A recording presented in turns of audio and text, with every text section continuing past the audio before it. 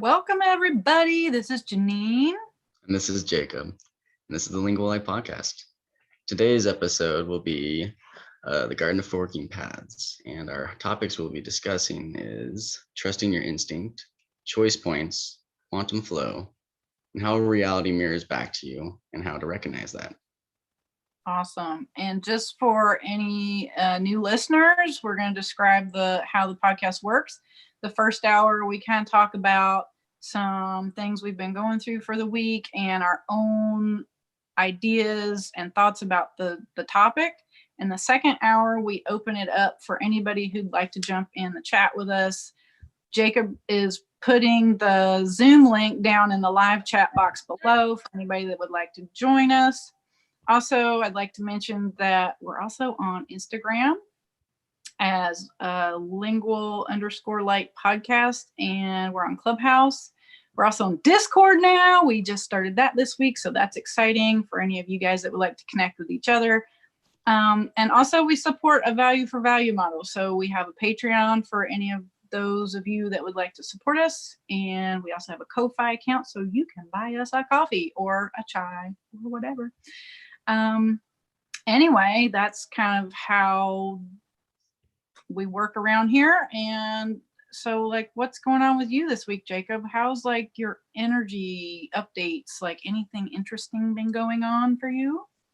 Yeah, a lot of fun stuff coming up, from fairies to my idea on how I'm going through my reality.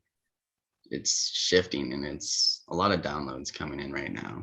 And it's scary at first, always is, because your whole paradigm is shifting and you have to adapt to this new perspective on how you move through it. But afterwards, I've been feeling very calm. I felt very safe in my energy, and it's given me this space to do a lot of work on myself and for some layers to show on a lot of childhood trauma that's coming up for me to look at and to move through. And it's really surprising, honestly. It's things for me that I thought I've moved past. And that's why we're talking about what we're talking about tonight, because like the cyclical nature of time and quantum reality, and it's like you're experiencing that in real time. Like you're re-experiencing the things that you're like, I thought I completed this. Mm-hmm. And that's kind of like the cyclical nature of time, which makes things really interesting. So tell me more. And part of that could just be me wanting to be done with it, move past it. And like I'm too far past or whatever my idea of myself and how I'm moving through the traumas and the ideas, the indoctrinations over my lifetime has given me. And it's a great time to do it while you're still young. You don't have much of that. So it's and less. Universe just showing you that it's like there's just another little layer to peel. There's another layer to peel. Like sometimes it does feel like you'll never get, am I not done with this? But it's just like there's multiple layers of the onion, and you just, when that cycles back around, you just peel another one. Mm-hmm. That's really cool. Tell me about fairies. I want to hear about that. That was a really interesting one. So I'm just going to go to where I later found out where their intentions and my idea of them as a whole. I thought that they were following me from this place that I went and visited. It was this property around where I live, where this woman, has these tiny little lodges that people can come stay on for like, however many nights, usually, a weekend or something. And, she'll have get-togethers, people come in and do this ritualistic, dancing around the fire or something fun like that. And it's really awesome. They have a little outdoor kitchen, and there's a really good energy there. She says that they'll see UFOs constantly and, lots of Sasquatch energy there. I would like to go there and see something like that. That would be awesome. That's awesome.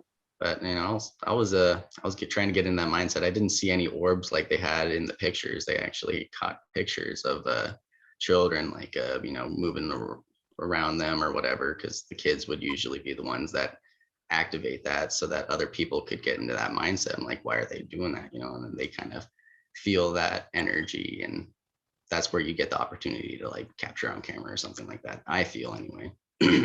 So did you see So some fairies? I saw glimpses or something moving in the trees. Could have been a bird or whatever, but Could have been a Sasquatch. I stayed at a place that there were Sasquatches in residence, and yeah, you could hear them in the woods. It was trippy. It's hearing them sounds in weird. Arkansas, like Western Arkansas. Board Camp Crystal Mine for anybody who wants to go. They take people overnight. It's awesome, but it could have been a Sasquatch. What do they sound like? They don't really make a lot of noise. It was like they would do things that would make noise, like they would roll little rocks down the hill, and she always described it as, they're here when you hear the skittering. And she's like, we don't know what it is. And like sitting there listening to it, I'm like, it sounds like they're rolling rocks down the driveway, and just to announce their presence kind of thing. And it was wild. Like, yeah, there was orbs there too. There was actually an active ley line. It got activated, and the Sasquatches are like protecting it, or they're guardians, like interdimensional guardians of it. It's a fascinating place. The crystals, it's a crystal mine. It's a quartz crystal mine in Arkansas. So everything is like charged out the wazoo. All the quartz is like, yeah, it's lit up. I want to hear more about your story. So, yeah, about that forest. When I was sitting there at night, I didn't see any UFOs. It was a little bit cloudy, but I did hear knocking on trees and stuff, like somebody taking a stick and hitting that. That one was fun. I tried doing it and like getting into like this little, back and forth, but I don't think that we did manage to do that. Maybe it was. I think they're telepathic, so you can like they know you're there. You can just be like, "Hello, friend." I'll have to try that next time. I'm totally gonna go with some friends, and we're gonna go meditate. Yeah, go meditate there and see what happens. That's cool. It's so cool to you. It feels so safe. Like you can go out at night and like I'd like to just go wandering through the forest, like by the moonlight or something. Anyway, back to fairies. I thought they followed me, and so I was a lot more open to the idea of fairies, and I started noticing things like floating around the room when I wasn't looking or something, coming like incense would be put on my bed, or when I knew I just got done with it and I was like on the room floor where I was making them. Really cool stuff like that. Not a whole lot of interaction with the physical. I tried making an offering. They didn't take it, so I took it back. And then I really noticed there was like a gunk hole of like this black hole energy kind of just around my plant where I had the offering. And it was like something was stinking up that area because every time my dog would come. Energetically stanking it up. Oh, yeah. Well, I must have done something to take him off because he was like, that's my crystal and you're taking it back. And it was the offering that I gave it. And the dog would come in and like sniff that area and bark every time, and I'd get some like jubies when I'm like sitting at my altar because it's like 2 feet away, and I'm like looking over. I'm like, hey, hi, what's up? Mischievous suckers. Didn't have any pranks pulled on me that I was aware of. They are now, but it's more playful, and it's like I'm just like, oh, you guys. I tried making a table. And I made like these tiny little burritos for them. I like cut up these tiny little things and I put them on this table that I quickly whipped together. It wasn't too fancy, but it looked nice enough. And I put little berries on it and I put it inside the dirt. And when I left, the burritos were gone.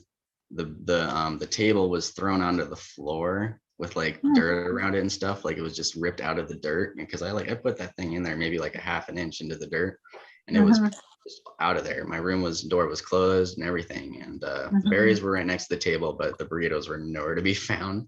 That is hilarious.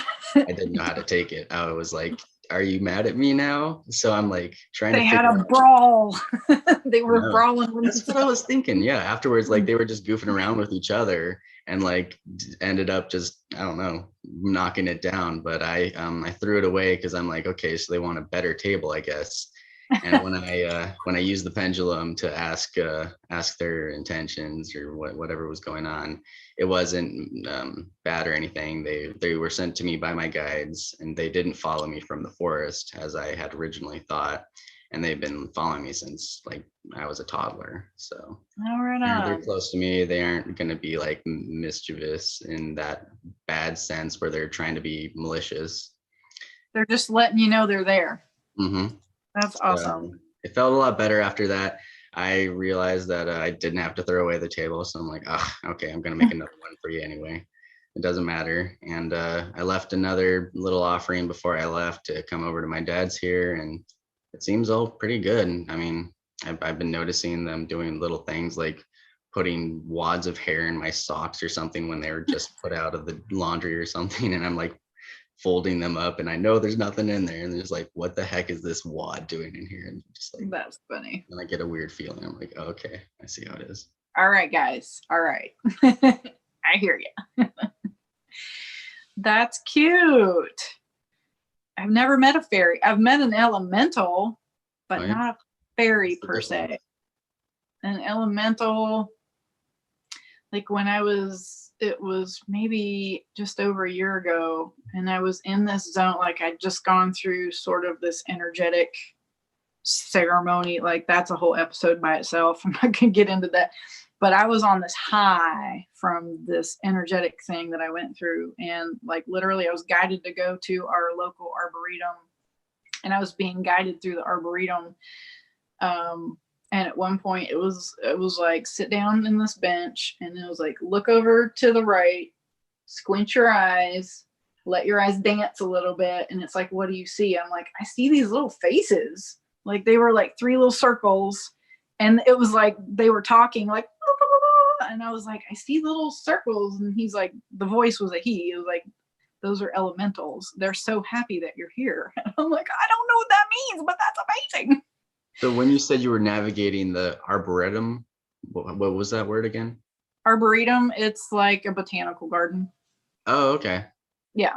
Just the college where the city college where I see. yeah, they were like little entities, energies. It was like they were plants, they were earth, but you can only see them at a certain vibration. And like if you look at them just right, kind of thing. But they were earth energies, entities. I don't know. That They were makes me parts want of to earth. walk around squinting places. Yeah, it was just like look and like squint your eyes and let your eyes like dance a little bit. And I was like, oh, okay. None of it made sense to me as I'm doing it. I just was like, okay, I'll try it. I mean, what's it gonna hurt, right?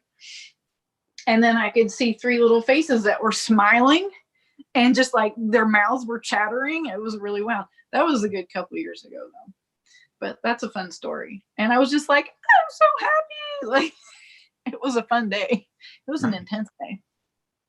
But lately, I want to share like what's been going on with me this week. There's been a lot of energy this week, you guys, integrating energies, like universal energies. I'm tapering off of a 2-week high energy portal, I guess. Like I can tune into when we're in celestial energy portals. Like I experience them as intense synchronicity tornadoes that bring all my inner blockages up to the surface for me to see and integrate. And that's part of like what we're going to talk about, the mirroring effect, reality mirroring you, and synchronicity and that kind of stuff. But I'm coming off a 2-week portal, so life is getting back to normal. And things have been integrating in the dream space for me, which is awesome. I've had some intense dreams that have resolved the scary stuff, or the things have resolved themselves within the dream before the dream ended. So that tells me that energy is integrated in my body and my psyche. It's no longer dissociated in my subconscious. I am aware of it. And today I had acupuncture. Like yesterday I was integrating so hard. I had this major headache all day. And for about 2 days, I've been eating strictly like vegetables and juice, no meat, no dairy. Nice. And that helps a lot with the integrating process when your body's kind of in overdrive. I'm doing the exact opposite. Yeah. Well, you will know when it's time to do that stuff. Your body will literally be like, no, I can't eat that right now. But it's been a big shift for me in general because I've moved through a bunch of gallbladder stuff. I was making poor choices in general, not poor choices. I was making poor food choices, but gallbladder type stuff is like a making decisions type of energy that it stores. So as I'm integrating that, like food choices are very difficult for me. I love junk food. I have always had a huge sweet tooth. So that's shifting for me this week. I'm literally like, I want a green smoothie. And I'm like, who is this girl? Right? Like I always drink Starbucks and I don't want Starbucks anymore.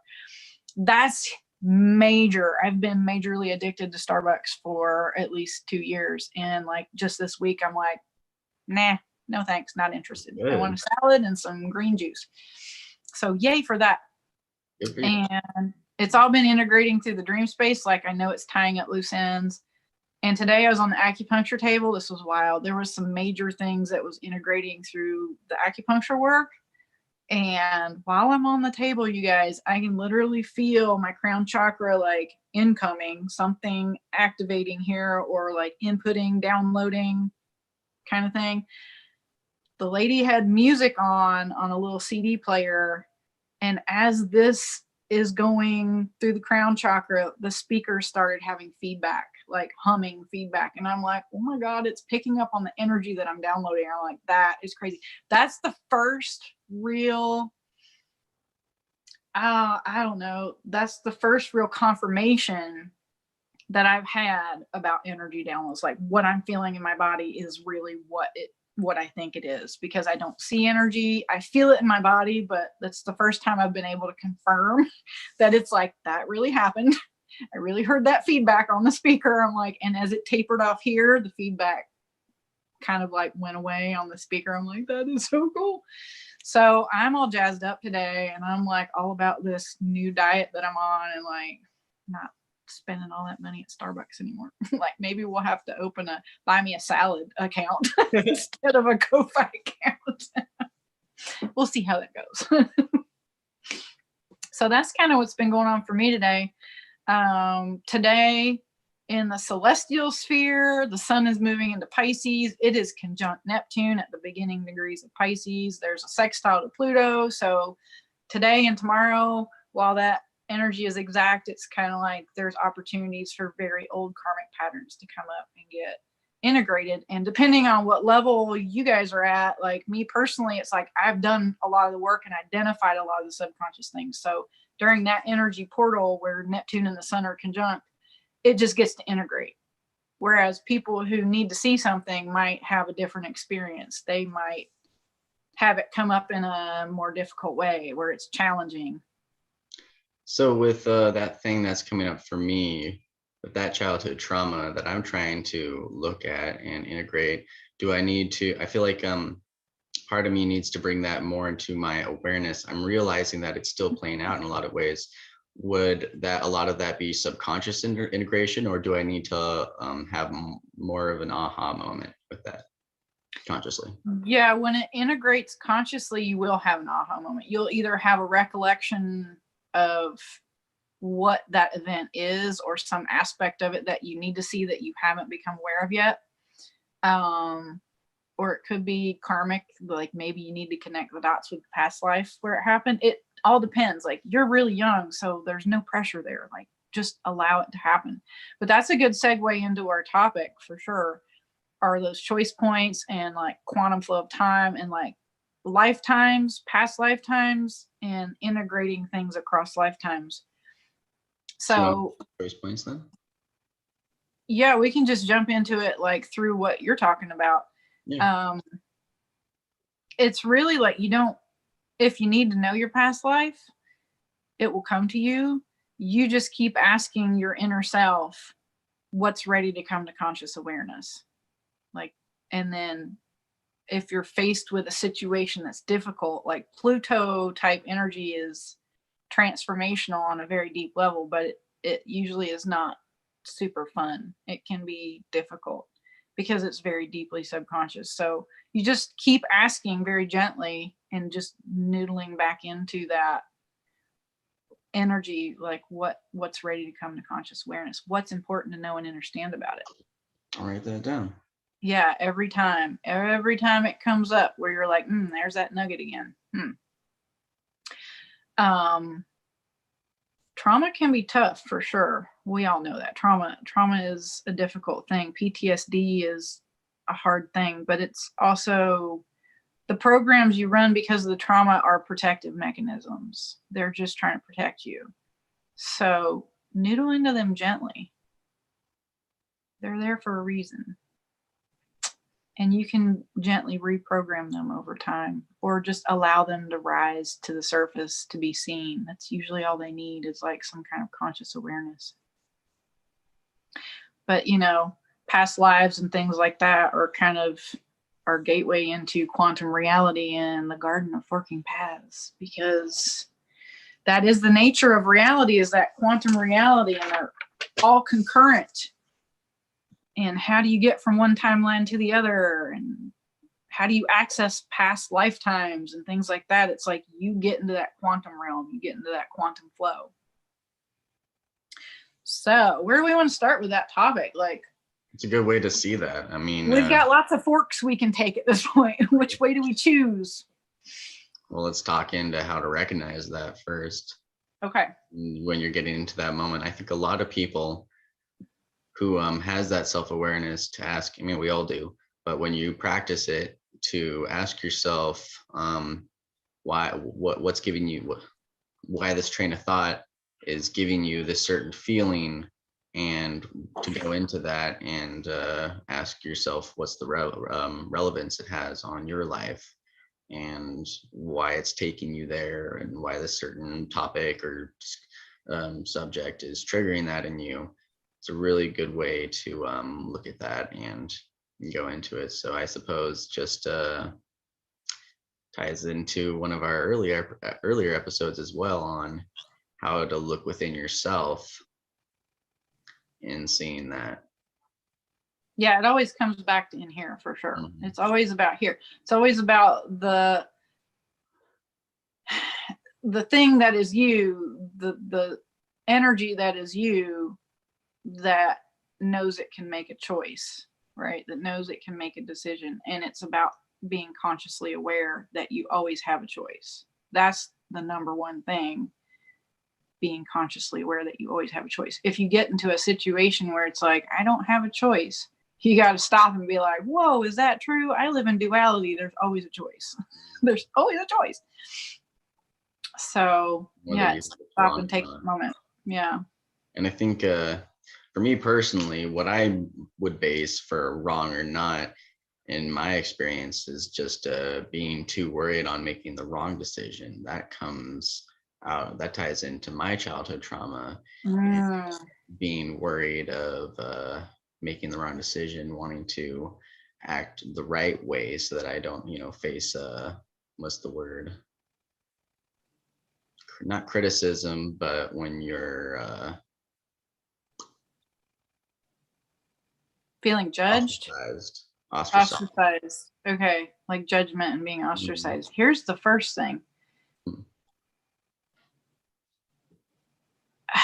I lost my train of thought on that one. Mostly it's like, is there a wrong decision? Is there ever a wrong decision from a higher dimensional perspective? Yeah. Where's that idea going? Going right. out of what we've learned. That's a layer of not you. Mm-hmm. That one that's like, I'm going to make a wrong decision. That's where the conscious awareness comes in. No. Yes. A choice is a choice. Sorry, go ahead. No, that was it. A choice is a choice. Mm-hmm. It's just, are you going to learn faster? Or are you going to learn slower? Like, this is a good place to share that graphic that we pulled up earlier. Let me do that. With the nature of time. Let's see. I think I can just share it as a photo. Let me find it. The nature of time. What people think time is. They think time is linear. What time actually is cyclical, because universe and time, linear time, we're experiencing time as one dimension. Time is actually way more. It's it's multiple dimensions of time. That's what the dream realm is, you guys, is quantum. It's one dimension of space and multiple dimensions of time. It's like a thought space.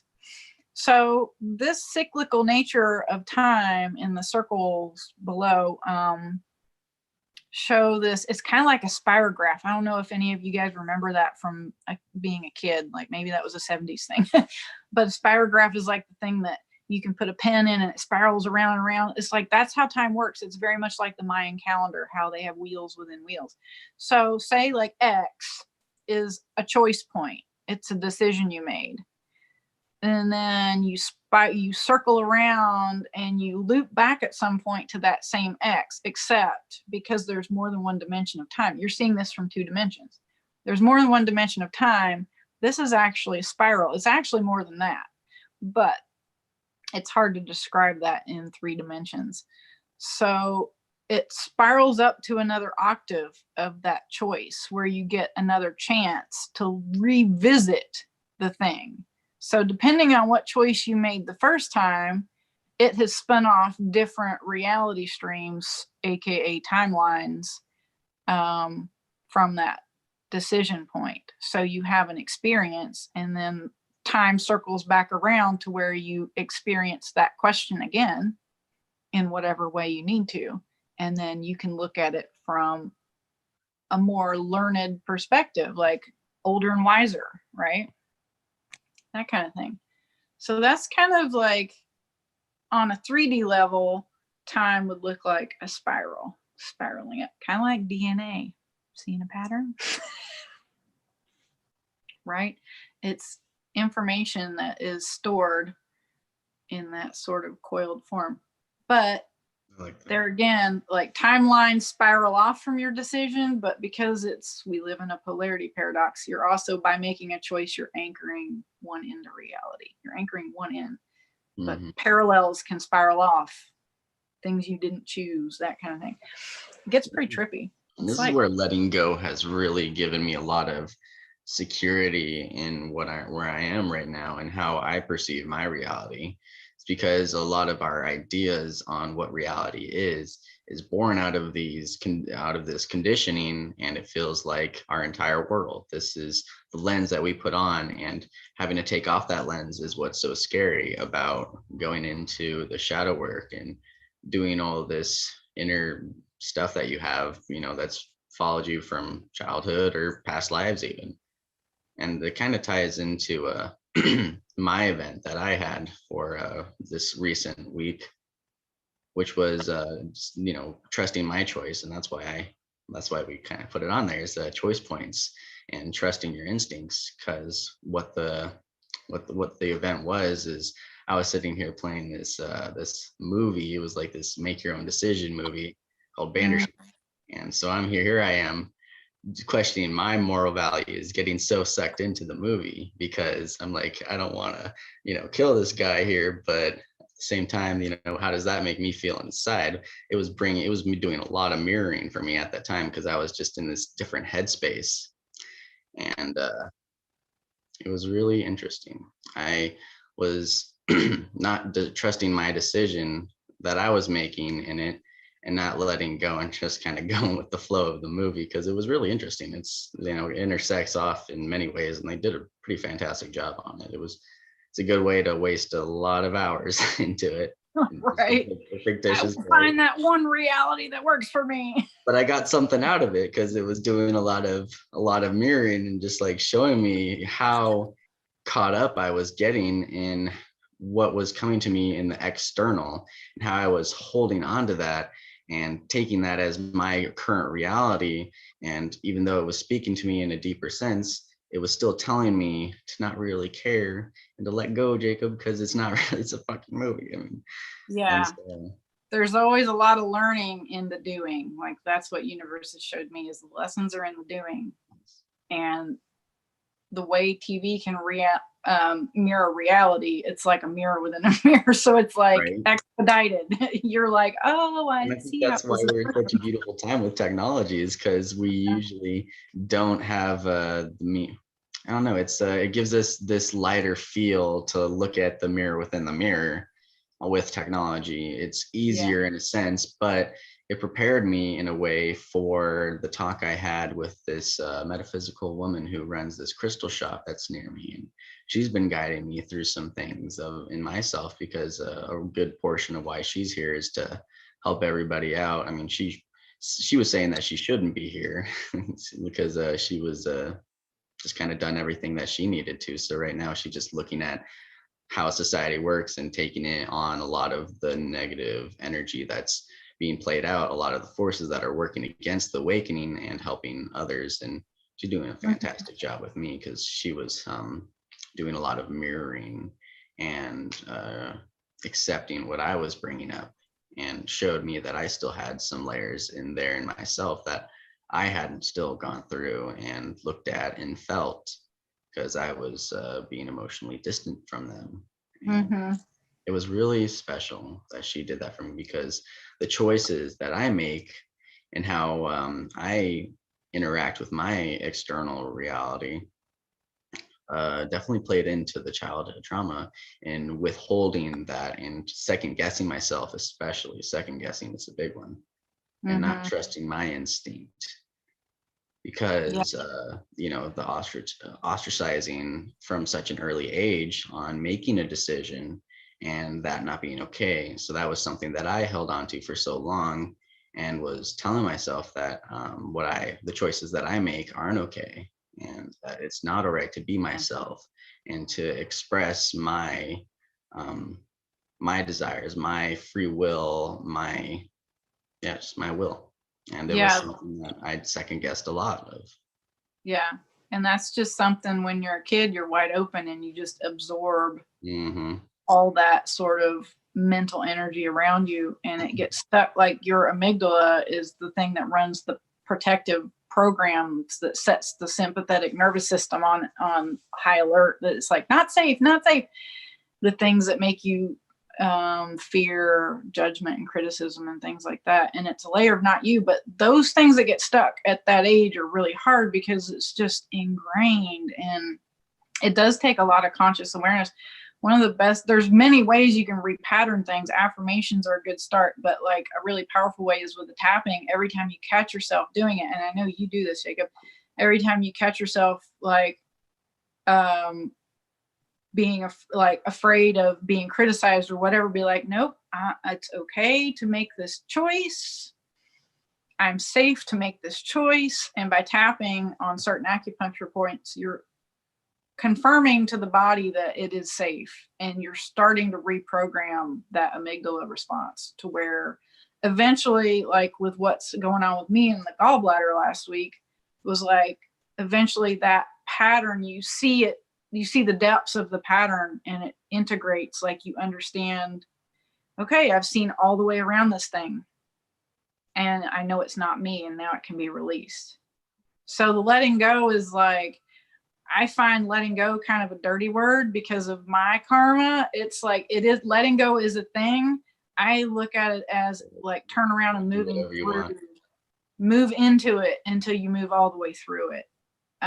Grow beyond it, right? Because letting go, you get these associations with like falling and things, and that's my stuff that I have to be consciously aware of. That it's okay for other people to use that phrase, but I choose to use different words because I feel that the other words feel safer. And I don't know, that's just me. That's just sort of a tangent, but it's like, I'm choosing to grow beyond that program, grow beyond that pattern, instead, because it is a pattern that needs to stop running, but you never truly, it's not like you ditch it by the wayside. It's not like it's gone, and it's part of your shadow.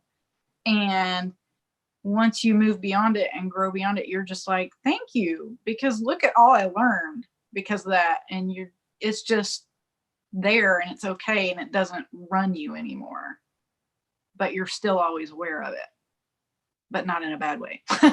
You're just like, I'm grateful for you. Thank you for helping me grow and be a better human, more fully integrated human being, So that's just semantics. That's just me nitpicking things. But in general, yes, grow beyond your patterns. Tapping helps to reprogram that body to help it feel safe, because they're all stuck in here. They're stuck in the body somewhere, whether it's the brain or whatever.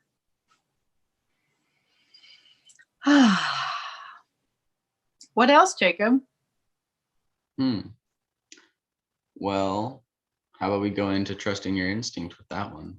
I think that's a good segue for sure. That is a good segue. How do you feel about trusting your instincts? Do you second guess yourself? Well, right now I'm in this headspace where it's feeling very calm. A lot of that calm energy is helping me stay centered, so I'm not making a decision that I'm attached to. The attachment, ooh, that's where it messes you up. The expectation, the attachment, the holding on to wherever the outcome takes you, and being open to what you were saying Yes. earlier, that quantum nature of how reality works, and that there really doesn't freaking matter. It just ties it all into letting go in a way that isn't making you be emotionally distant from your reality. You're still partaking in it, in your human experience, in the ways that you should, but you're still living it to the fullest while being open to new opportunities that come in and going with the flow of what's being presented to you. And Yeah, there's no wrong decisions. There's only you get to a point, a choice point, where you're going to have a reality spin-off or anchor timeline. It's both. It works both ways at the same time. You get to that point, and as long as you're making the best choice you can make, it is about being authentic and genuine. You can be like, I don't give a flip, just pick one. And that's the wrong mindset. The right mindset is like, okay, I have a choice I can make. I mean, if we're talking about soda, yeah, no big deal. But if we're talking about life decisions, that's different. That's where it matters. It's like, okay, what feels like the right thing here? And that's a good segue or a good bridge with the instincts, is like feeling into the situation to make the most authentic choice you can, for sure. And then just go with it. If you catch yourself second guessing yourself, like I do that sometimes too. I'm like, did I do the right thing? It's just like, it's out there. The train is rolling. What was it Navier said yesterday on our chat on Instagram? She said something about, oh gosh, I can't remember now. Oh man, it was so good too. I don't know. I'll think about it. I've got it written down somewhere. Maybe I can find it. Anyway, moving on. It'll come to me. Something about being on a train. You can't change the tracks while you're on the train. Something like that. I don't know. It was something that's really funny that trains are coming up again. Yeah, I got to find it now. Keep going on the subject. Something that came up for me with trains was related to getting on board. It's something that I had during this psychedelic experience where I had this breakthrough, and it started this tangent on how I view my reality, on me needing to get on board, in the sense on getting to that new perspective on how I perceive my reality. And I thought that that was going to take me somewhere else. I didn't know what it was, but I realized that there were 3 people on the train. 3 is a big number that comes up for me, especially with my guides. 3 being related to different aspects of myself, whether they be their own sovereign beings or something that's just like different aspects on myself and my own psyche. I'm not sure. I know one of them at least is. 2 of them feel like a part of my guides, and my guides, not part of my guides. And they come up to me in many different ways and through dreams. Quite recently, in the past 5 or so months, maybe a little more. And it's just occasional, like little checks on me, and they're always on some craft, some vehicle, and going somewhere wonderful. I usually chicken out and I'm like, I'm gonna stay here. And that's where that idea on me needing to get to some plane kept me from grounding myself in this mode of existence, and me feeling detached emotionally and in every other sense of wanting to go somewhere other than here. And that's what started a lot of this inner work, was just learning that that's not the case. Learning it's that okay to be in your body. It's okay. You don't have to go anywhere. Yeah. It's like, okay, it's not actually about doing that thing. Yeah. It's okay to be here. Right. So now I just need to decide if Without getting in here as much as you can. and the funny part of it is maybe those ideas, even by divine beings, are planted there because they will put you on this road to where it'll bring it back into the awareness of oh shit, this is okay. I don't got nowhere to be. They're fucking smart. I'm sorry for cussing. Because they're outside of one-dimensional time. They Mhm. are quantum. They can see if it's like playing this multi-dimensional piano where they're like, if I do this 50 years down the road, ding, this is gonna it's because it's retrocausal too. It's wild. It's like they can play it like, okay, we're going to insert a thing, we're going to touch this string here, we're going to like nudge him that way, we're going to send him that thought, And this will lead to a heightened state of mind. because they know it's going to send you down a thought path Mhm. that's going to, you're going to come to that realization if they just do this one tiny little tweak. And the things from spirit and from spirit guides and from your higher self are the most gentle little ding. You're And the you one that go, complicates it, yes. you go doink, or it doesn't even mean it's going to happen the second they do that little doink. It could be 3 years down the road. It sets you on that path that 3 years down the road you came to that point. And you're like, oh, that's what that, I see now. And you're like, you're very smart, but it's because they're quantum. They work in those higher realms. So I found the quote: you can't be neutral on a moving train. That was from Navier's spirit guides. She heard that while we were on a astrology chat the other day. You can't be neutral on a moving train. You It gotta means you set participate. the timeline in motion. You have to ride the train until you come to a place, which is a choice point, where you can change tracks, right? That's a choice point where you You can want to just choose. elaborate on your viewpoint on that quote? I am. Okay. That's it. You ride that train. You've made a choice. You're riding the train. You have the experience along that track until it brings you to another choice point. Sorry, I wasn't in the thought process thinking about it. I like right, that. where at that point you can choose. When you get to the place where you can like change tracks, that's a choice point where you can choose to go towards, I don't know, Utah, or you can choose to go towards like Oregon, whatever. But yeah, for a time being, once you've made a choice, you will be on a track. And it's like you have to live that experience because you chose it. You chose it for a reason. So there are things, you can make better choices, and those better choices are just more authentic choices. And like sometimes the tricky thing about choices is like sometimes if you're very authentic with yourself, it seems like things get harder, but it's just because you aligned more with your truth, and it allowed the universe to mirror more of your inner stuff to you to move through it faster.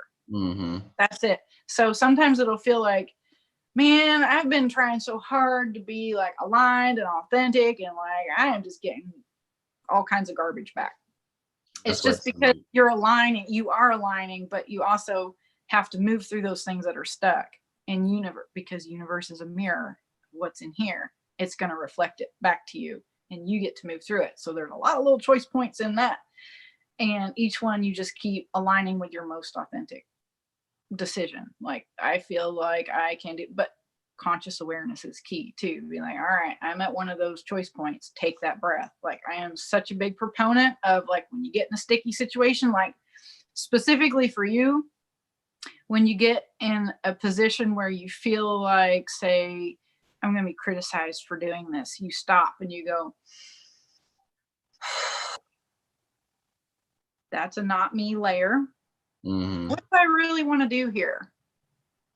Don't listen to the yapper, because it's a protective program. Like if you listen to it at all, go, thank you, protective mechanism. I hear you. I am going to choose to do this. But it's once you've taken that breath and gotten centered back in here and realize the yapper for what it is, the yapper, even though it's just trying to protect you. So you validate it. You say, thank you, your program that's running, I'm going to choose this because that's what feels right. So feeling into it's important. Where were we at? Trusting instincts. Yeah, trust your instincts. Trust your instincts. And that's it's really interesting for a lot of people that I know personally, even, but just as the collective, seeing it with everybody that's going through staying at home and having to deal with a lot of this judgment from others too. So many Yeah. fear emotions coming up and them feeling so lost in life. And there's this one fellow I'm talking to on Instagram, and he's very lost right now. He's looking at a lot of his goals that he's set for himself in his life, and him being so young, he's like, and I still haven't accomplished all these. And I'm like, well, you said you're 25, right? You still got so much to go, man. So many, so far to go. And it's just like you barely, scratched the surface of life, experiencing it. It always has ways to show you, especially through the fear emotions. And Yeah. it's hard, I put myself in this position where I see, the dilemma, but now I'm just needing to work on myself to that point where I can be of service to others better and not feel so obligated. That's the place I've put myself in, is trying to obligate myself into helping others. Aha. So You I just don't look at caught yourself in a loop. Like, Yeah. I want to be of more service to others. Just be 18. Just be 18.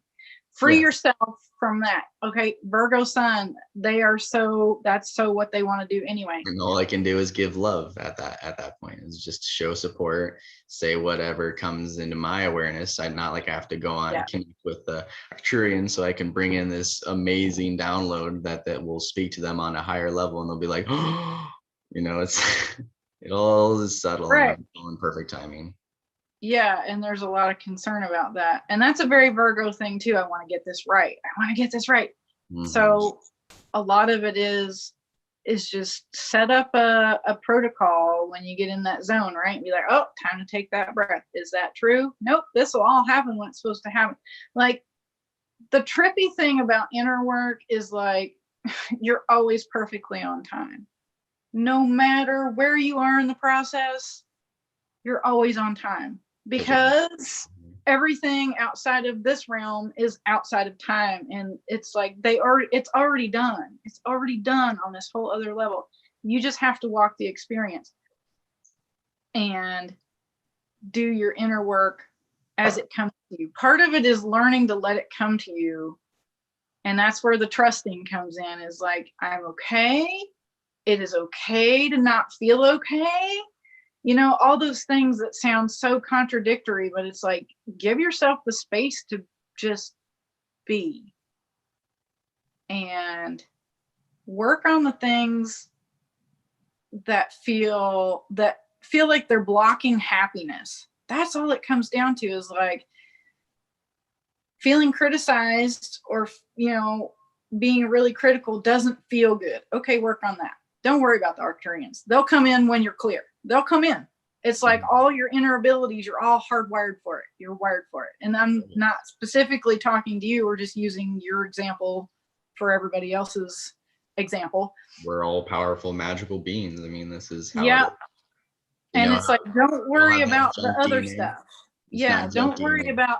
Don't worry about the Virgo, I need to be of service, just because that. It's like, it'll come when it's ready. Just take your journey one step at a time and do the best you can for you. And have fun, Virgo. For all our Virgos out there, have fun. Have fun. Life is fun. Find joy. Find playfulness, right? Go dance with the fairies. I did. Go little tables and burritos for the fairies and have conversations with them, and use your imagination and all that fun stuff. And then when the sticky stuff comes up, when the yucky emotions come up, or the hard thing comes up with somebody else, that's when you run the process. It's just about running the process. That's what aligns you with your quantum self, with your higher dimensional self. One little block at a time. You clear one little block at a time, one little aspect. So yay. I love it. Play, have fun.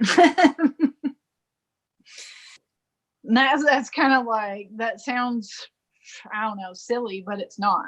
It's just about, be happy when you're happy. If you're sad, be sad, but turn around and walk right back into it and be like, okay, sadness is not truly who spirit and source is. It's a layer of not me. How do I get in alignment with that quantum self? And those are choice points. I choose to align with my highest self. You can do it as an affirmation. But it does get you out of the worry zone just by noticing that you're worried or concerned about being criticized. It automatically dissociates you from the emotion, which is that layer of not you. And then you can see it. And then you start looking all the way around it. You're like, oh, I see how you work. I see where you're stuck. I had this little thought come in, just like, I'm worried about being worried. I know, it's like that mirror of a mirror. It's and people got to be careful about that too, because that's a spiral. You will spiral. Yeah, and you got to catch those and separate from them and be like, aha, I see you, you little nugget. I wonder if you could like actually like do damage, because I went on that one for how I viewed my existence for a while when I was talking about from that point that it started of that psychedelic experience where the train came in, when you were talking about that. That just reminded me. And how I was, at having trouble coming to terms with how reality was presenting itself to me and mirroring a lot of my own inner work that I needed to do that I wasn't accepting. So through the unacceptance of it, and it was like yelling at me, like, you need to do this, coming to me through all kinds of 3D aspects. And I was like thinking about it one night and just trying to go in it, like hurting my head thinking about it. And it was just, and I was getting to the point where I felt like I was like about going dizzy, blacking out, and just seeing flashing lights and stuff. And I thought it was like right, because it felt so different, but it was, I don't know, that was something else. And it was weird. It was like I was breaking it in some way, my own view on reality. Not like I could break reality, but that was the idea that was born out of that. And it was, I'm gonna break reality. That's as funny as it was, and as funny as that is. So that's like a little thing that you make a note. You take a piece of paper and you're like, I wanted to break reality tonight. And you go to sleep. You wake up the next day and you go, does that sound like love and compassion? Yeah, okay, that's a layer of not. Thank you. What's running you? You just look at it very objectively. You go, thank you. What's running you? What's important to come to conscious awareness about this spinning it? Like, you have to start describing it from a third person point of view. Like, I mean, you can describe it as your experience, but you start to see it as like, okay, it's a not me layer. It feels like mental spinning. It feels like this, like you start describing the aspects of it as if it were like a 3D thing. And that's what helps you get around. When I say get around the subject, you see it from all angles. You can identify what soul wound you're running. You just see it from all the aspects. And then you go, okay, that, if it makes you not feel good when you're doing it, like blacking out, I would say is probably not a good thing to be moving towards, just in general. And that's not a judgment. It's just like, if it's making you feel anything less than joy, right? If it's stressing you, then it's not you. It's not soul. It's not spirit. So just identify it and go, this isn't fun. This isn't helping. And it was a dark place for sure. Yeah, not doing that again. And sometimes those dark places can be very hard. Like, speaking from a place of psychosis, like I've been through deep psychosis, it can be very hard to pull yourself out of those spirals. Those spirals are hard because they're feedback loops. That's reality at that point. But you have to have a lot of conscious awareness to dissociate from the thing that's happening in your brain and watch it. You have to observe it and know that it is not you. It's an emotion. My thing about emotions are, you feel emotions, you are not the emotion. That's a good way to remember, to just, nope. If it's that, it's not me. So yeah, experiences are the same. This is an experience. I am experiencing terror. I am experiencing criticism. I am not the criticism. and let it sort of roll off a little bit and just watch it and be like, that didn't feel good. And that'll help you get realigned. And that's, again, where that breath comes in. I'm spinning out. You got to identify what you're doing. I'm spinning out. That's not what I want to do. Okay. You've just created a choice point. You can pull yourself back out of the spiral, right? Observation. It's about observation. And that's the nature of mind, is to be able to observe. It's just when it's on its own train track and it's on autopilot, you have less choice points. When you can bring conscious awareness to things, you create your own choice points. You create a choice point in everything. Because you're quantum. There it and is. you can do that. Create universes within universes. That's literally what that means, is just by making universes, by making choices, you're anchoring new timelines, you're spinning off new realities, you're diverging from the story that is anchored right now, clearing things out of the collective. When you're in alignment, you're helping to clear things out of collective. Because you're doing the work in here. You're retracting, you're part of the projection from the collective. That's individuation. You retract all your projections from the collective consciousness, and you are walking around as a whole unified energy being. Your aura is intact. You're not leaking energy anymore, and you can move through the fog of collective consciousness without being affected from it, because you can stand there and let people have their own they can project all over you, and you just see it, and you're like, well, I know I've cleared my stuff, so that's their projection. And it's just like how the sun comes at the earth, and the magnetic shield of earth, like all that debris just goes around. That's what your aura does. It literally deflects all the projections. You can see it clearly, and you can make clear choices. You can go, they're projecting. That's okay. Do I want to sit here and listen to it, or am I going to choose to like let them have their thing, and I'm going to go off and do something else? Just opens up completely new doorways. It's fascinating. Plus, it puts you in the right place at the right time. It's like you literally become synchronicity. You literally become synchronicity for others, because you're so in alignment. You're everywhere our universe needs you to be. You're always where you need to be. But when you're in alignment, it's like you're already doing it for yourself, and then you start to be that for others too. Like that's where the Virgo thing is. I want to be in service to others. It's like you got alignment here first. Like even you just talking about it, I'm like, I want that. Yeah, I know, right? You will do it. You will do it in perfect timing when everything is ready, and it's just about running the process for yourself. We do it naturally already through the quantum flow, which is just segue into our next topic. I mean, we kind of already were talking about it. This whole conversation is kind of going full circle, but yeah, it's a trippy one, and I love it so much. And we already do that for each other in a lot of ways, whether it's for our ego to get us into those higher octaves of conscious conversations, to when we have those moments where it feels like interaction takes on a whole new mode of perception and how we're taking it in, and it speaks to us on a deeper level. That's what I was chasing for a while and was loving so much. But shoot, it's like every time I have them with you on these podcasts, and I get to look at myself while I'm doing it, and I'm integrating while also recognizing what's coming through. I'm like, I want to chase this, and it's like, it's so much fun, everybody. It's powerful. It is powerful, and that's why we open the floor up, which I think it's a good time to segue to that too.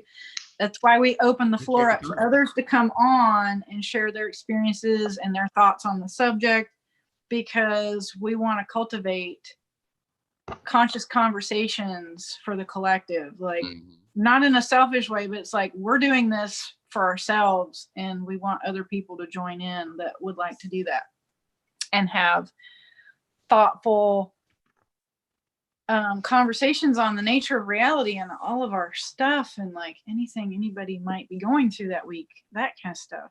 Just talk about it. I haven't seen anyone on the comments so far. I can check on Instagram.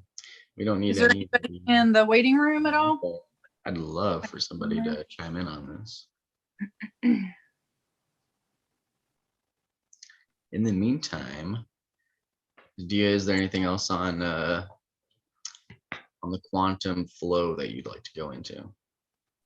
Quantum flow. And I how you like maybe experience, personal experience? Yeah. yeah, when I'm in alignment, like I'm always working towards alignment. Every step I, it's going to turn into a Sting song. Every step I take, every breath I take, every move I make is moving towards alignment. Every choice I have, I am doing my best to make those choices with an authentic thought process, and to be aware of any discomfort that comes up, and like to not react, like stopping my reaction mechanism and going into respond. So how I experience like quantum reality, quantum flow is like there's always a celestial component with it for me. When there's certain planetary alignments, like I very strongly feel the flow of reality shift. Like some people are clairvoyant, some people experience being in alignment and accessing their abilities in certain ways. And it's like right now what I experience is like when there are certain celestial alignments in the sky, I know we're in a like an upgrade portal, and I spend that whole time moving through things very fastly. Like universe or my higher self has probably set up a lot of those little ding ding ding ding ding ding dings on the like cosmic time strings to bring all the things to me that I can handle in a very short amount of time. Like, and it literally knows my limits. Like I get to a point where I hit a wall and I'm like, I think that I might be going crazy. And I can go, that's abandonment, and it shifts, but it pushes me right to the edge of, yep, I need to go check myself back in. And then I catch it, and then it shifts. And universe knows just how much to push. Higher self knows just how far to push. And yeah, so I experience it as like also this harmony with the universe. Like I do the work in harmony with the universe now as the energies are coming in through the sky. It's really wild. I don't know where it's going to take me, but it's still developing. So the download today was really interesting because I have a feeling it's going to play into the evolution of that. It was very much the visual that I was guided through is very much like me on a beach and a tsunami coming over, this big wave, which is how I described 2017. The solar eclipse in 2017 was like an energetic tsunami. I remember telling people that because it's like, you know how with synchronicity, I likened it to when there's a tsunami coming in on a beach, the tide rolls way, way, way, way, way, way, way out. And leading up to the eclipse was like so much synchronicity. Like energetically, it was like synchro, go this way, do it. You know, it was just kind of guiding me to this thing that I did, this meditation I did at the eclipse. And then for 30 days, it was just a ghost town. I was like, it's really weird. The synchros have all stopped. I don't know if that's good. And then 30 days, it was like, ka-slam, is like, there's the energetic tsunami. It's like all that energy that was doing the synchros, like backpedaled and then just came and hit me all at once. So in the visual today, I was on the beach and I'm like, oh, there's a tsunami coming. And it's like this time I'm standing on the beach and I kind of neoed it. I kind of was like, I could freeze it because I could dissociate from the fear from it, right? I was like, I've already seen the tsunami. I already know that. So it's kind of just there. It's like rolling, but it's not rolling in. It's just sitting there rolling. And I'm like, all right, what wants to happen here? It's like, there's a little bit of anxiety at first, but not now. I'm just watching it because I know I've already been through it. And then I turn into a dolphin and I dive into it. And then I turn into a mermaid and I'm swimming down to the bottom of the ocean. And there's this thing down there. I'm kind of like, what is that? Is that a city? I don't know. And I keep swimming down. And there's something with like, I couldn't really see the top. It was like a platform. And then it looked like a pine cone. It was like this towards the bottom. It was hard and crusty on the outside. It looked like a pine cone. And then it was fastened up to the bottom of the ocean by a little thing. So if you look at how a butterfly cocoon is, how they fasten to something this way, and then there's the cocoon, it was like that little tiny fastener bit that goes to the stick or leaf or whatever it's attached to. And I was like, oh, this is like the pineal gland. This is like the cocoon, the butterfly, it's attached. And then I'm forever just down there as the mermaid looking at the attachment. And I'm like, okay. I wanted to chew on it for some reason. And I'm like, all right, I'm not, I was getting like these weird beaver vibes. I know it sounds really weird, but that's how imagery works. And I'm like, it wants to like be severed. So then it's like, I'm the mermaid, but I'm also me, third person. And I see my hand go in there and I twist it and it pops off and it floats to the surface of the ocean. And then the top of it's like this kind of like very posh life raft. It's white. It's very glamorous. There's some stairs and I come up to the top. I walk into it. I know it sounds really weird, but I walk into the top of it and then I'm like, okay, now what? It's like a life raft floating on top of the ocean, bobbing around. I know the pine coney hard bit is like under the water and I get in and then it spins like the teacups at Disney World and it just spins off. And I'm like, okay. And that was the end. That was the end of the visual. And I'm like, all right, I think I had something to do with my pineal gland and something interesting is going to get ready to happen. I don't know what. Yeah. So those are the kinds of things that happen to me when I'm in the quantum flow, you guys. I get weird visual downloads. I see a lot of liminal imagery. What was the ocean's significance? Do you think that was like the 3D and you with your pineal gland still being in there, seeing it all? Water as like a dream symbol is always deep, like especially the deep ocean be like deep emotional things. Water is always emotion related. It was the ocean, so it's consciousness, like Neptune consciousness. We're moving into Pisces today. I'm like, is there any doubt why I got this download? Like, we're moving into Pisces.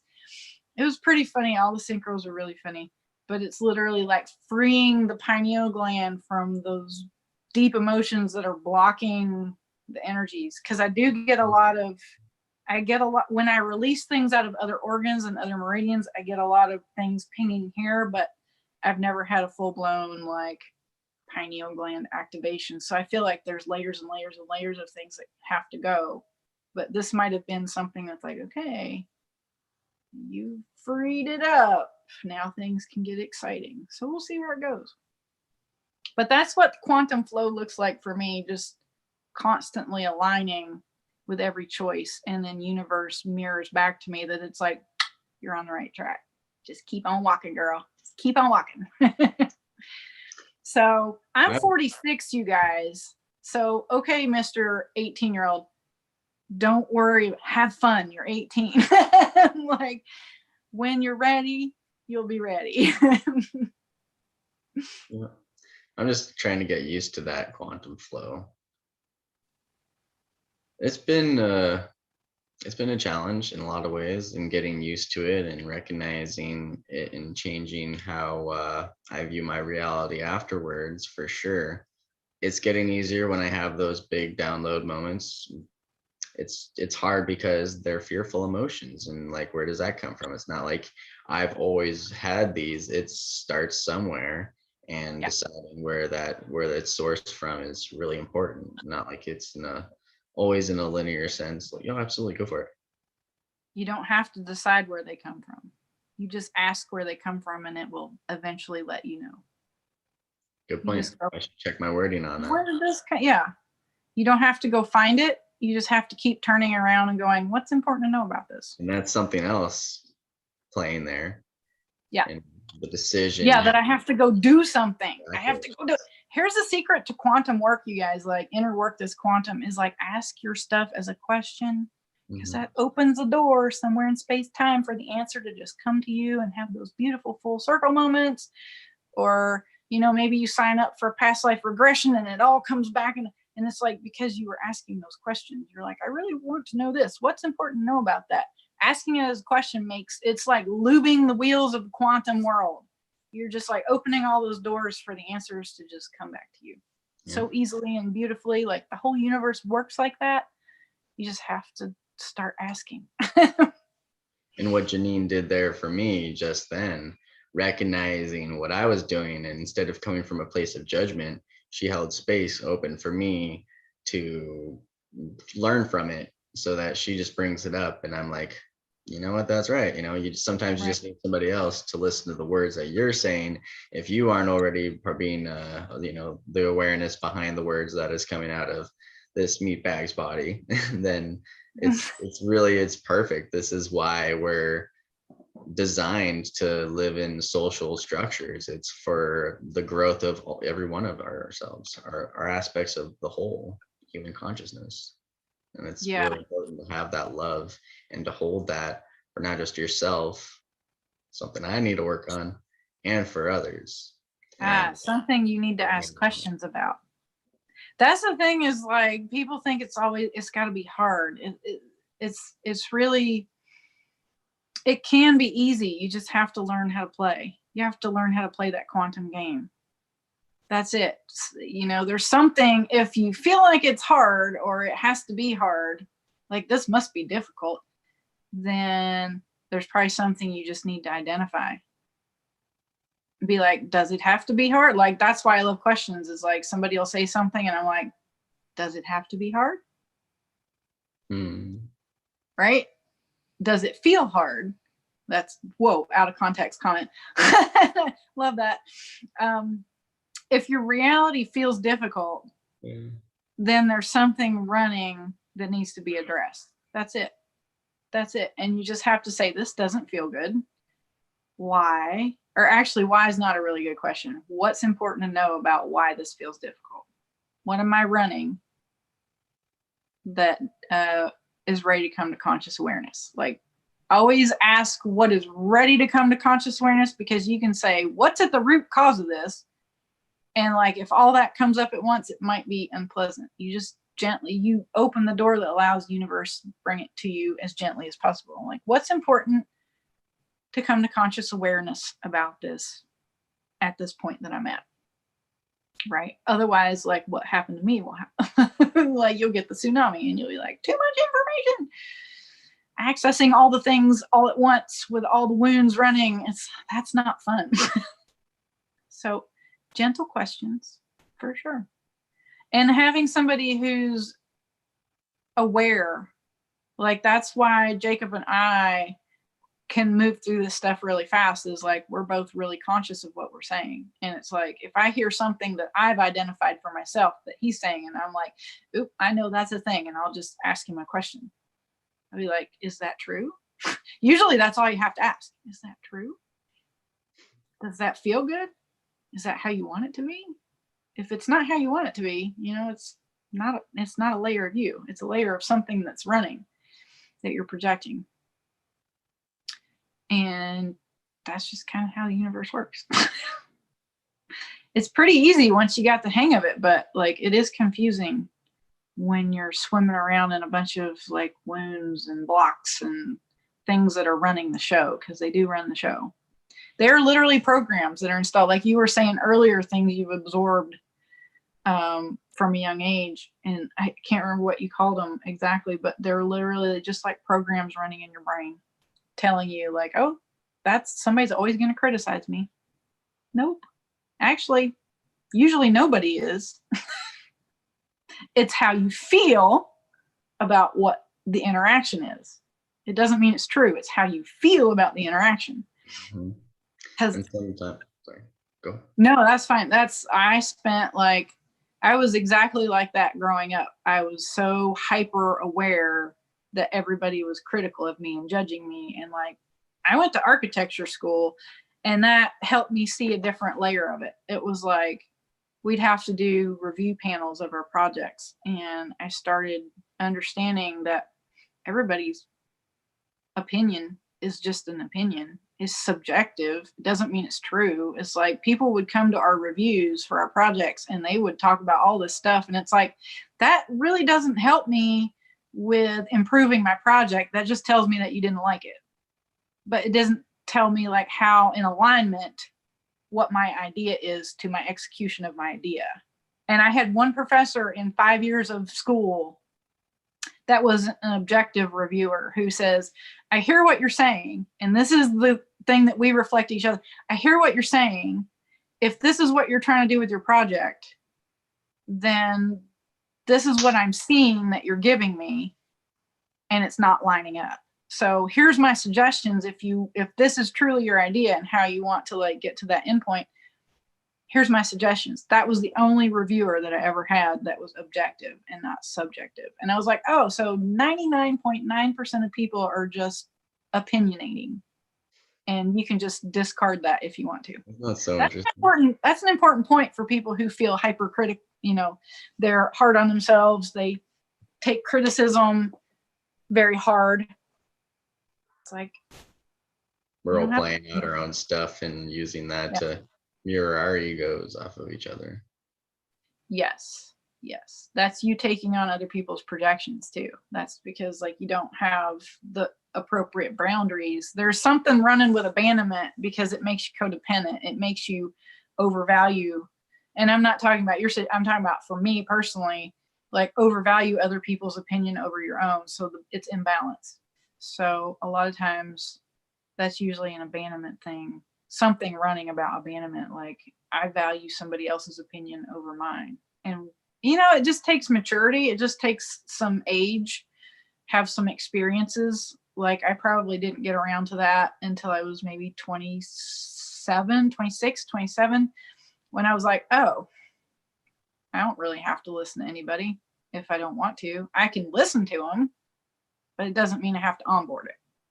I can choose what fits and discard the rest. That was a big growing up point for me. Those are special moments for sure. When it has to do with the 3D and as well. That's still one that I'm moving through in a lot of ways, and feeling that worry of humiliation for sure. And that's one where letting go is coming in. Letting go is coming in every single sense for every aspect in my life, and it's really something.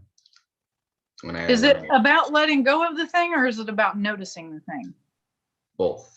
Noticing it and then not reacting, but interacting. Choosing, making a different choice. Yes. Yeah, having a different response versus reaction. Yeah, I love when people are like, I need to let go of that. It's like, why? It's protecting you. Why you need to let go of it? Why don't you just look at it from all angles until it can stop running? It like goes on vacation, right? It's still there. It's just like, I'm happy now. You've seen every part of this. You've seen every part of why this is here, why this is running. And then here's the best part. This is why I don't like the word letting go. It's because those nuggets hold your superpowers. Once you get all the way around it, you're like, oh, look at you. Like you are a superpower just because of all the things you've learned to get all the way around it. So it's really like, then you're like, thank you, I love you. Hearing you say that, I'm just like getting ringing in my ear, and it's like it speaks to me. And there's a part of me that doesn't want to accept it as getting to the place of superpower. I see that as, when I process that, it's like wasting time. That's what I hear. And still having that part of me that's wanting to get to that point of new mode of existence. It's still playing out. And looking at that, it feels like playing out this existence of mirroring off of each other is just another way to prolong the 3D. Okay, I'm hearing something about like a destination to be arrived at. Like I need to hurry. I need to get somewhere. There's something I need to accomplish. Like I hear that in what you're saying. Does that feel accurate? It does. Okay, what's that all about? That's a program in and of itself, just to like skip to the short point for people's when I get heightened senses, that usually speaks to me in a way to where what follows is true, and I definitely take it in a very shallow sense of what's coming to me and how I'm perceiving it. Absolutely, because my reality is always shifting, and my perception of it as well. So I'm trying to stay open to it while not holding on to that idea that where I need to go is somewhere other than this very now moment. Like it's gonna change or take on a new form in some way. It's taking on a new form. It's only within myself, that Right. acceptance of it. So I Yeah. guess I can decide what You that. just look at it like you are the center of the universe, and not in an egotistical way, but it's like you're the center of your own creation, and it's okay for it to unfold in perfect timing. And then you're like, oh, I don't know. For me, that was very helpful when I was just like, it's okay to, I realized, and it's only been in the last couple months, that I was running a program. No, actually, it was very strong 3 years ago during my psychosis phase. There was like, I'm going to get left behind. I have to hurry. I've got to do this now. There was all this immediacy, but it was related to past life things, not things that had been activated in this life. It all got activated at the eclipse. But it's a program. That's what I'm trying to like relay is this need to like accomplish, this need to hurry to do things. Like that's an overlay that's running. And you know what has shifted it for me in the last month is literally like part of it was gallbladder. There's still part of it. I think a majority of it was gallbladder for me, like the spinniness, like I gotta go. Part of it was bladder meridian. I gotta go, right? I gotta go. So it's between panic in the bladder meridian and this gallbladder issue, which is like about decision making choices, which is really funny with today. So that's where the energies were stuck for me. But it was literally informing how I move through reality and feeling this just oppressive need to always be doing something, always be hurrying. And what shifted it was me literally going, oh, I'm running it again. Like I'd get in a hurry. Oh, I got to go to the store. I got to do this. I got to do 50 things today. And I'd be like, I'm doing it again. There it is again. And I would literally stop whatever I was doing. And I would sit down or I would stand. Like if I was in a grocery store, I'd stop pushing the cart and I'd stand there and I would take 3 deep breaths. And it's like, it's okay to move at my own speed. It's okay to move at my own speed. It's okay to move at my own speed. And and it's really started to shift. It's like I've been able to slow down in the last 3 days and like move as slow as I want. Like literally whatever it is that you feel like, I feel I've got to go do the opposite thing. Go do the exact opposite, push into it and explore how you feel when you're doing the opposite. I feel like I need to go do these 10 things today. Go consciously and say, I'm going to lay down and take a nap right now. And what you will feel like when it's really stuck is like the sky is going to fall if you don't go do the thing and hurry and do the thing. Oh my God, the world's going to end. I'm not going to do what I had to do. Go do the opposite and sit there with the discomfort and go, is it true that the sky is going to fall? Or this thing won't get accomplished? Like, so it gets accomplished tomorrow. Big deal. And let yourself be there with the discomfort and tap and be like, it's okay to move at my own speed. It's okay for this thing not to get done. It's okay. I mean, it's really about just moving into the discomfort in the opposite direction in fun and interesting ways, within reason, depending on what the thing is. It's just, for me, if I was going too fast, it's slow down. So it just depends on what it is. But that's a suggestion that I would have for you or anybody else that feels like the performance pressure. I gotta do stuff. Slow down consciously. Do it on purpose. Right? Today I'm going to sit on the couch all day because like that would make that would make significant others or parents laugh to be like, oh, you are, huh? You're exploring consciousness by laying on the couch, huh? But that's really how it works, you guys. As long as you're doing it with intention and honestly and authentically, it's like, I'm actually really stressed out right now and I'm trying to make myself take a nap on the couch. But yes, I'm going to sit on this couch all day. Intentionally eat chicken nuggets. Intentionally have a scoop of ocean. Well, I don't know about the chicken nuggets. That's just me, cheating on my diet right now. I'm vegan and I'm sitting here. I was just hours ago eating, salt and vinegar wings with my mother in the car, and it was I love it. it was an experience, and I do not regret it in any. That's right. You'd be like, it's okay to eat some chicken wings. You know, the body is made to digest all those things. It's okay. Not as good for meat. It's more designed for being an herbivore, based off It's of. true. That's true. It's designed to eat mostly plant material, like the length of the intestine. That's very true. We are designed more as herbivores.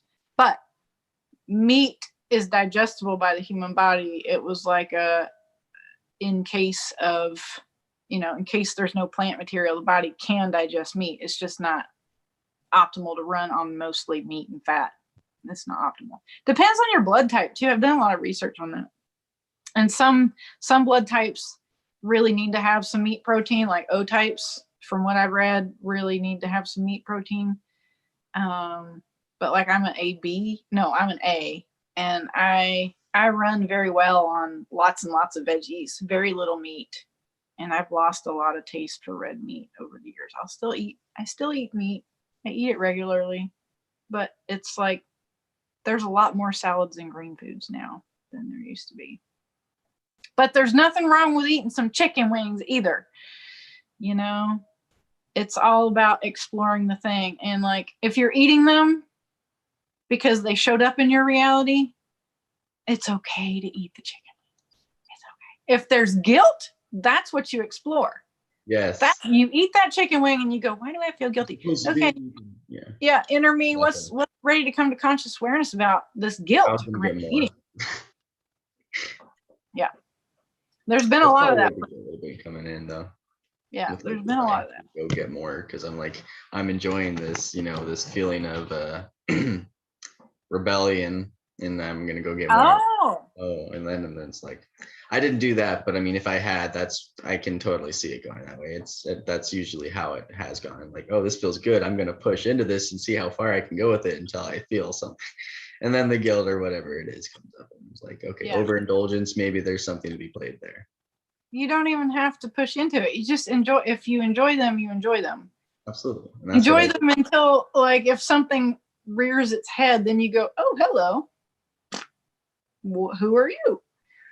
Right? Mm-hmm. But if you're enjoying them, it's okay to enjoy them. I don't know. I've had my own journey with food and like evolving to a healthier diet. Like, I've always been able to eat. I'm one of those people that have had like a hollow leg or whatever they call it. Like, I could out eat most guys, and I was like skinny as a rail.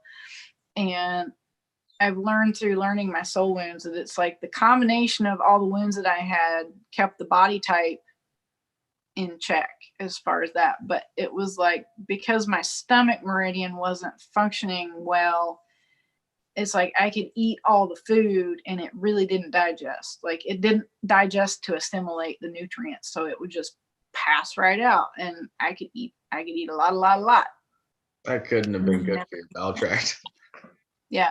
And now what I'm finding as I'm working through the things is that I'm not hungry like I used to be. I used to be hungry all the time. It was like I could eat 5 times a day, eat full meals 5 times a day. And now it's like, really not hungry. And I mostly crave like vegetables and fresh foods now, which that's been a pretty recent shift, where it's like, this is kind of cool. It's like literally in a week's time with the gallbladder stuff, like that was the key. Like, I've been processing things out of pancreas and stomach and spleen for months, for like 3 years, really. And then the gallbladder was like, I powered through that in the last 2 weeks, and that shifted the diet. And I was like, that is the power of clearing the stuff out of your body, clearing the energy, the blocked energy out of your body. It literally, if you're ready to make that shift, like, that will happen for you. So, if you're enjoying chicken wings, eat chicken wings. If you got some issues with chicken wings and you're uncomfortable, like, explore that. It does bring you to that choice point where you're like, do I want to eat this chicken wing? My screen's doing some weird stuff. Sorry. I'm here.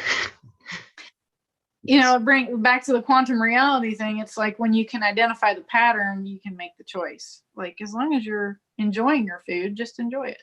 When the weirdness kicks in is when you go, okay, there's something that needs to come to conscious awareness here, and then I can have a choice point. Yeah. Can choose. Behave like an animal would. You wouldn't see a bear getting all bent out of shape when he caught a salmon and you just eating them, like. Right. Weird reference, but yes.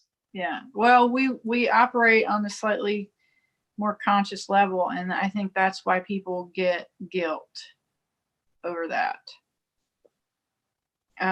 Because we come from, like, who we are on the inside, soul level doesn't operate like that. So there's these overlays of, like, I have to destroy something to sustain myself. And that's where my guilt comes from. But it also comes from a past life, a very naughty past life. Well, it had its purpose. But yeah, I have a lot of overlap from that past life. But yeah, on a higher level, it's like we're energetic beings. It just doesn't compute. So part of the overlay is like, that kind of thing doesn't compute. And you just got to work through it, because, you deserve, like, one person said to me, is like, why do you feel like you're not worthy of being sustained and nurtured? And I'm like, ooh, way to turn it around. Like, that's a really, look at it, always just turn it around. Why do you feel not worthy of being alive, of sustaining your life? I'm like, thanks. That helps. Like, that really helps flip the script on that. I see that. So. I don't know. It's a pickle. Eating's a pickle for me, for sure. Like, I still kind of get hung up in it. But. So, is there anything else about the topics, highlights that you want to move into? Anything else that you want to? I feel like, have we talked about mirroring enough? Trusting instincts, moving through programs? Maybe just a little more on the recognizing the mirroring. I'm feeling pretty complete for the most part. If Okay. the mirroring right now, I mean, just shoot, y'all, just be aware of how you feel in the moment. Talking with another person is a great way to do that. Holding that space and not wondering what you have to do after next is a really important thing when it comes to conscious conversations. And when I say conscious conversations, something that we were talking about in our previous episode, just recognizing when you are reaching that point to where the conversation's taken on a whole new form, where it still feels fine. For me anyway, it still feels fine, but the point of the subjects that we're talking about, the topics that we're on, completely loses all relevance, and it just starts turning into this thing, something that isn't a conversation, but on a whole nother level. It turns more into a mental conversation, and then you feel, your hearts are connecting, you're aligning with the other person's aura, and you just feel a lot closer than you physically are, or in a sense. And it's a special thing. It's special to recognize when another person's mirroring that for you, and when you can go out of your way to note that they're reflecting that for you, and like, thank you for doing that, I see you. And a lot of the time it pops up as receiving compliments. People will be like, oh, you won't give yourself the credit, and you're like, thank you for giving that compliment to me. Thank you for seeing that worth in that thing that I do. That's something I've been practicing recently these past couple of days, because I'll notice I'll like shy away from accepting the compliment. I'm like, I did do something cool there. You know what? Thank you. Yeah, that was nice. So it's like taking on new forms, and it just takes practice, and it's a great habit to make. It is so good. You'll make more friends, you'll have better connections, and your family will notice a difference, and they'll be like, who the heck are you? Be like, look at you all growing up. Mm-hmm. On a outside of conscious conversation level, mirroring can show up like your projections reflecting back to you, because your reality is created from your conscious intentions, which is like 10% of your reality, to your subconscious stuff that's all repressed and locked up in the psychic basement. That's like 90% of your reality. So in a bad the day, external world, I wrote down before the show, the external world literally shows you your own SHIT. Yeah. So if you're not liking what universe is mirroring to you, go in here and find it. When you can have conscious conversations with people, you can go back and forth with them, and you can both identify the pattern and do the work, and it's really fast. But it is a level of conscious awareness that is key. Like, be aware that that's how reality works. Be aware that your external world will reflect your own internal being state. Yes. And look at everything that happens. You start to look at everything with these magical eyes, like, wow, that situation came to me very intentionally. Universe put that there just to help me learn this thing. Like, you start looking at it the other way around. You stop looking at it from a victim standpoint, like, this happened to me. You start going, universe brought that to me because I can learn from this. And that's when you start becoming the master of your own inner space. You're like starting to get the hang of the game. You pull yourself out of that victim spiral and get in there and stand in your own power. Be like, okay, let's take a look at this. So, and like you were saying, with conscious conversations, you can do that really fast and with a lot of gratitude. Like, it's amazing how you can move through those conversations and just be like, thank you for that.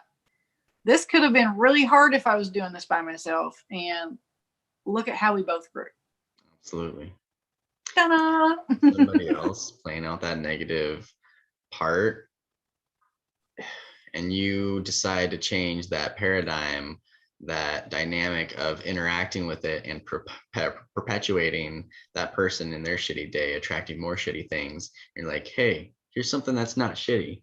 And seeing that turn into something else beautiful is the best thing that you can do for a person. And really, that's a great. Sometimes that's all it takes for somebody to be like, to pull them out of the loop, right? It depends on the person. Like, sometimes you give that little nugget, and like, if they're not conscious, if they're not at a certain level of consciousness, it won't sink in.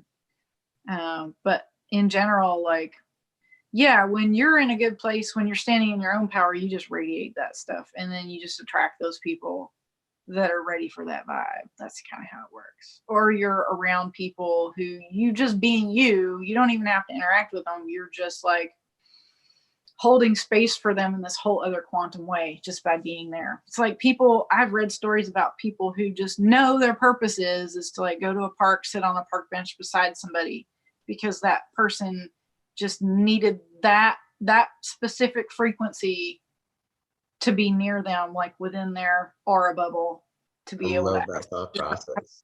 Yeah, when you get into the quantum stuff with the aura and your energy field, and like the whole how your energy is connected to other people's energy, it's like really interesting. So that's somebody I gotta meet. That's awesome. Like people who are empaths, and somebody crummy walks in the room with like a real Debbie Downer vibe. It's like the empath can pick up on that because they're so sensitive in their own energy field.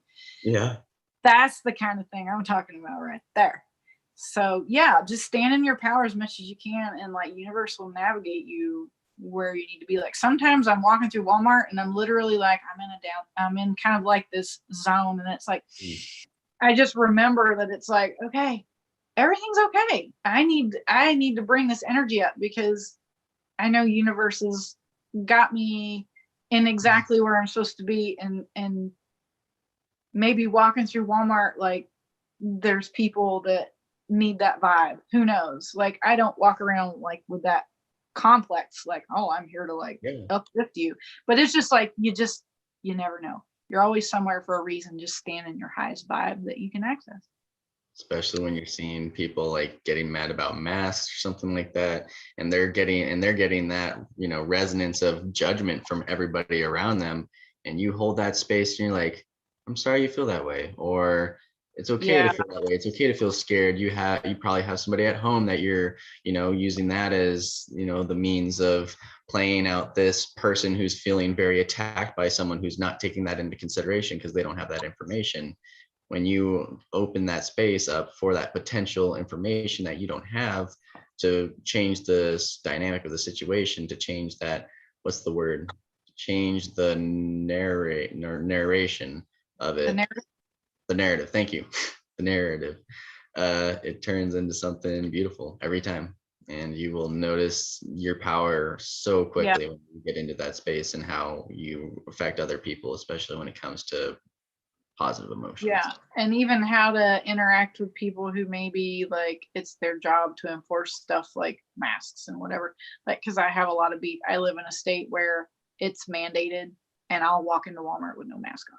Yeah. And so far, there's only been one person that's like, you need to put a mask on. And I was like, I didn't handle it very well. I was still moving through it was one of the phases of moving through this gallbladder stuff, right? But I caught myself getting ready to get defensive and I was like,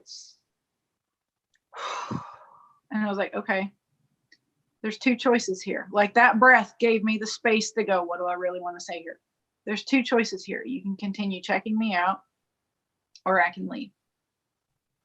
And this is not going up any further than it is. Like upon reflecting upon that, there was even better way I could handle it, which like I study it and I have it logged in my brain for next time. And it's like, this is about choice. This is so beautiful to bring this all full circle. Is like, it's about choice. The whole mandate baloney thing is about choice and taking a choice away. So I walk into like a store now and it's like, if somebody stops me, my thing will be not to say no.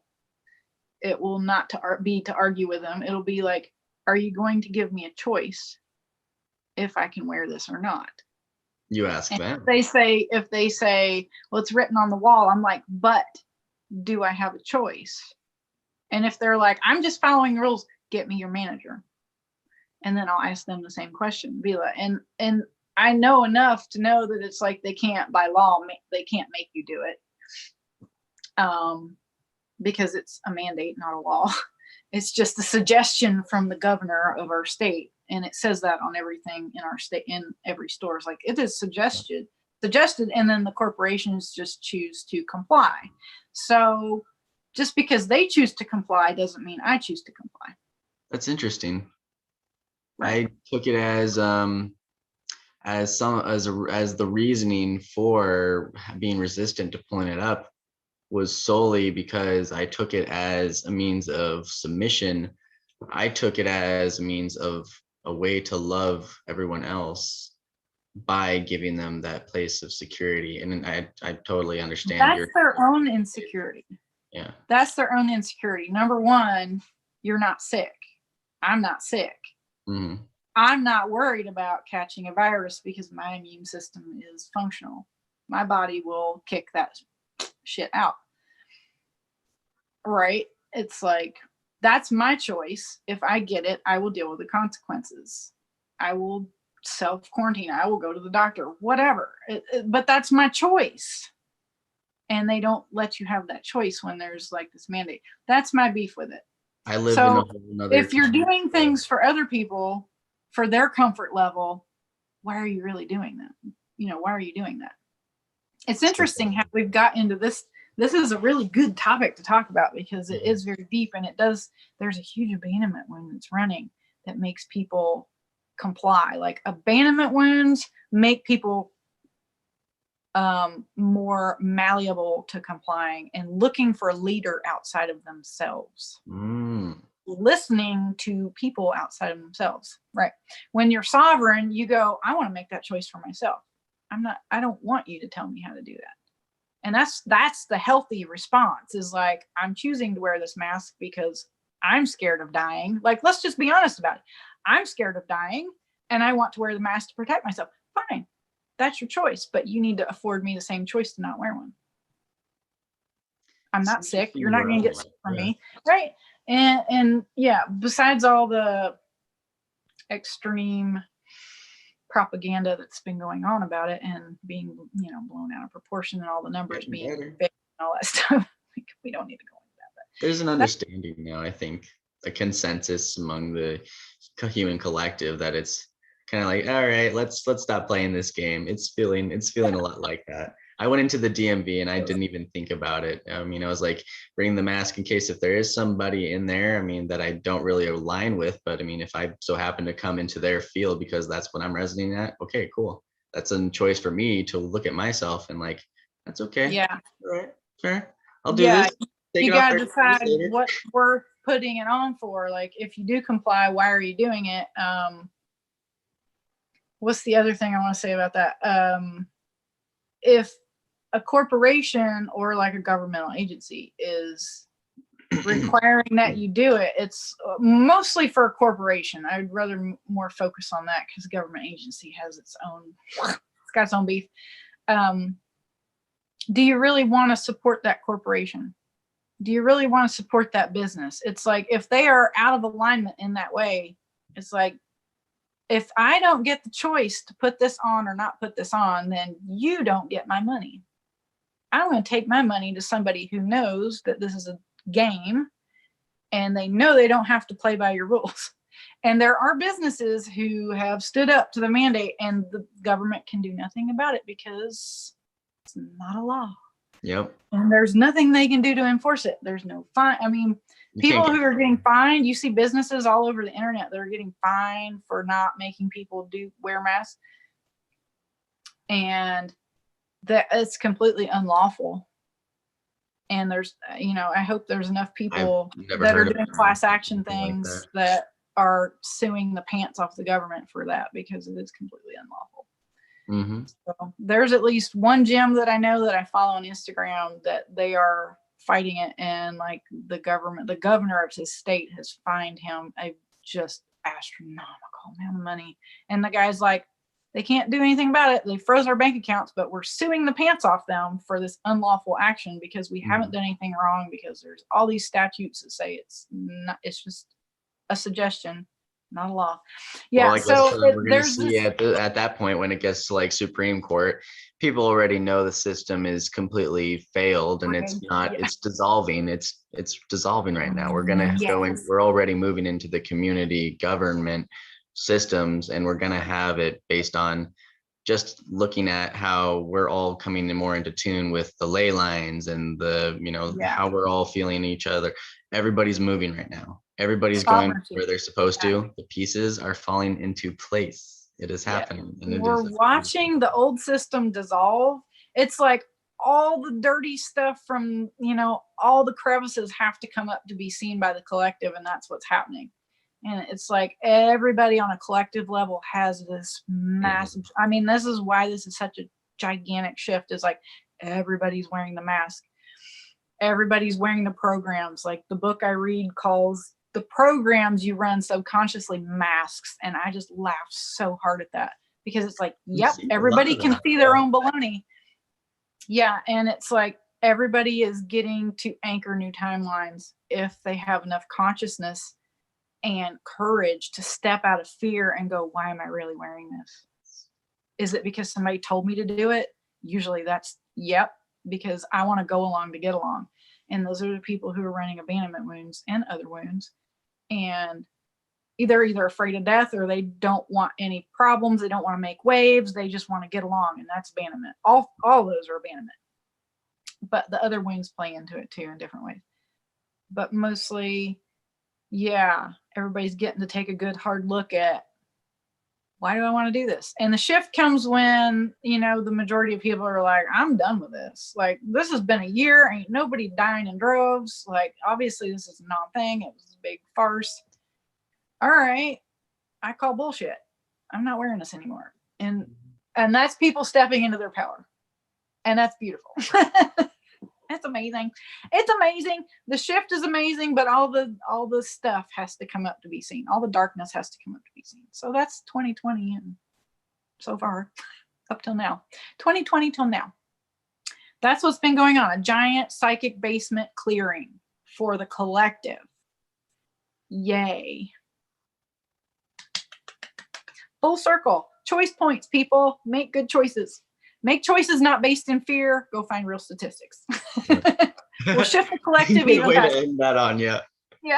Go find statistics anywhere. Go find statistics. Be brave. Turn off CNN. Do the thing you're afraid of. You will find wisdom in that. That's it.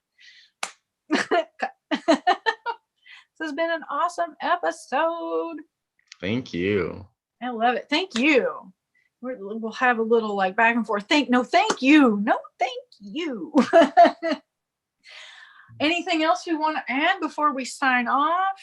Do we want to talk about our Patreon again? We have a Patreon. We have a Ko-Fi account. If you love what we're doing, support us. We will love you back. We already do. We already do. Would we like a little bar chime action? Can I do my bar chime? Give everybody a little synergy at the end. Everybody take a nice deep breath. Tell them what it is. Jacob has picked out, oh my gosh, yes, this is so perfect. Jacob has picked out our Uranus energy bar chime.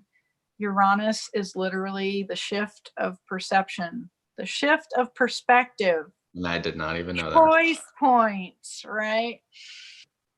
Conscious awareness and shifting perspectives. Everybody have a great night. Thank you for joining us. Take a deep breath.